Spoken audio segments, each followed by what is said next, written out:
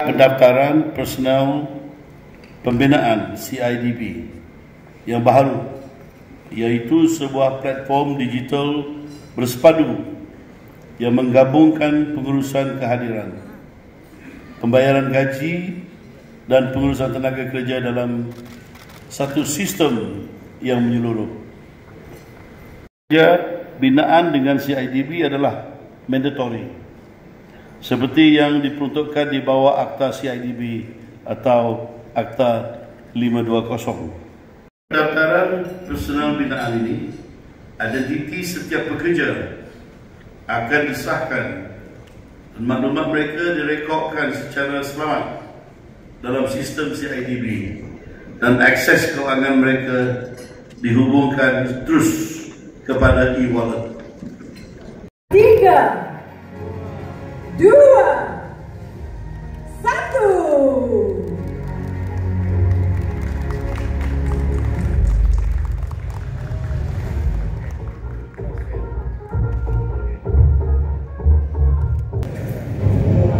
Kenapa ni? Itu anak sakit dah ke kampung, mau pakai wang. Mau pakai wang tak? Ya apa susah? Ya kan ada ini. Ya.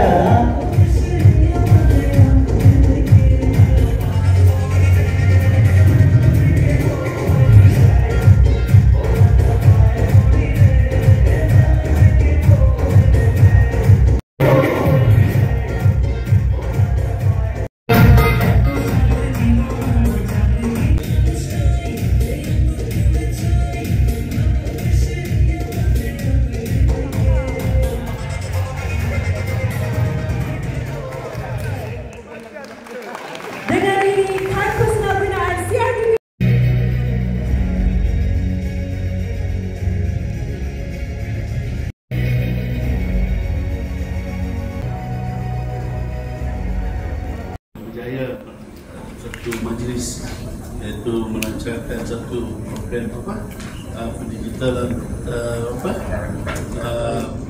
kad baru CIDB, kad daftaran personel CIDB yang sekarang dah banyak enhancement kepada kad-kad yang sebelum ini ataupun yang sedia ada. Jadi saya ucapkan banyak terima kasih dan penghargaan kepada pihak CIDB di mana-mana yang bersama CIDB untuk pada hari ini kita dapat melancarkan kad baru ini. Jadi seperti mana dalam ucapan saya tadi, kita berharaplah dengan adanya kad ini yang lebih pintar, ia sangat akan membantu dalam industri pembinaan di Malaysia. Lebih-lebih lagi selama ini kita bermasalah dengan rekod-rekod yang mungkin tak berapa tepat dan sebagainya, untuk kita juga pastikan di manakah pekerja-pekerja, baik pekerja asing, pekerja tempatan dan sebagainya. Jadi dengan kad ini lebih mudah ataupun memang lebih tepatlah kita akan dapat mengesankan keberadaan pekerja-pekerja dan juga sama ada mereka tu pada hari setiap hari itu mereka ini masuk tapak pembinaan ataupun tidak. It's all very detailed. Sebab itu saya melihat ini sebagai langkah yang sangat baiklah dan perlu kita buat untuk kita buat penambahan ataupun baik kepada ataupun enhancement kepada kad yang sedia ada. Kita dengar selama ini kita bermasalah dengan tidak dapat mengesan ataupun tracking di manakah beradanya pekerja-pekerja, lebih-lebih lagi pekerja asing. Jadi banyak dipertikaikan data-data ataupun maklumat, dan ada kad ini lebih mudah, lebih tepat. Dan ciri-ciri yang di sini adalah membantu pekerja sendiri. Sebab dia sebagai e-wallet juga. Dan sebab bila sistem ini digunakan, gaji mereka tetap dibayar pada hari yang sepatutnya. Ya, tidak ada lagi majikan nak katakan tidak dengan tugas mereka untuk menyampaikan ataupun membayar gaji dengan sepatutnya ataupun lewat, ya. So this kita kurangkan abuse of pekerja lah, boleh dikatakan begitu. Jadi ucap terima kasih dan tahniah kepada CIDB dan CLAP. Baik. understand that this green card, the enhancements, and it has been what they call in the process for quite many years.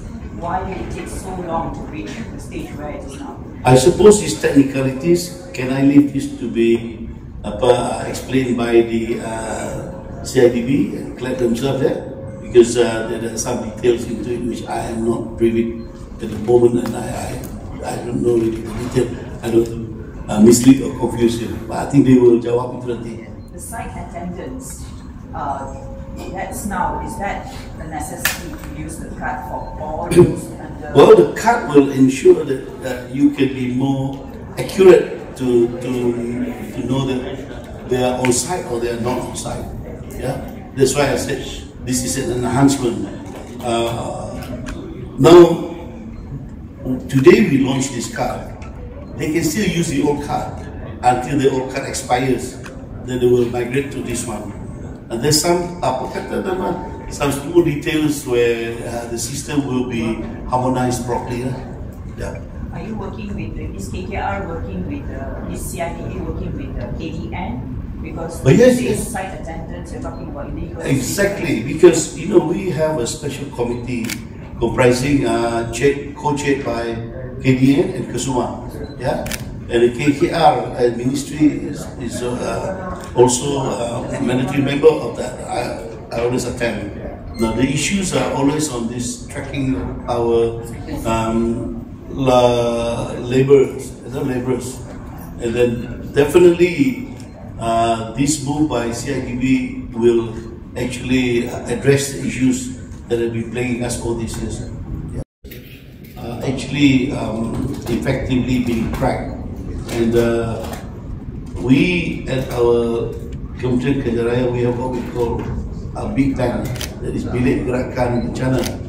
And now we are at tahap 3 lah, where our pegawai operate there 24 hours because of the number of districts and the number of incidences, not only flood but all others, Johor, Luntur dan sebagainya, is happening. So when these are actually reported and made known, of course we will take immediate action.